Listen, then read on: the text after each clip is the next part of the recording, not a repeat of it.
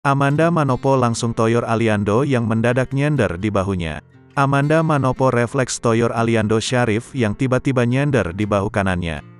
Sontak perilaku Amanda Manopo kepada Aliando Syarif tersebut menuai sorotan. Mendapat reaksi dari Amanda Manopo, lantas Aliando Syarif terdiam. Sebelumnya, Aliando Syarif tampak nyender manja di bahu Amanda Manopo. Refleks Amanda Manopo langsung menoyor kepala sang aktor. Diketahui Amanda Manopo dan Aliando Syarif main bareng dalam film Indigo. Menarik, Aliando Syarif mencoba bersikap manja dengan Amanda Manopo. Hal tersebut diketahui dari video yang viral di media sosial.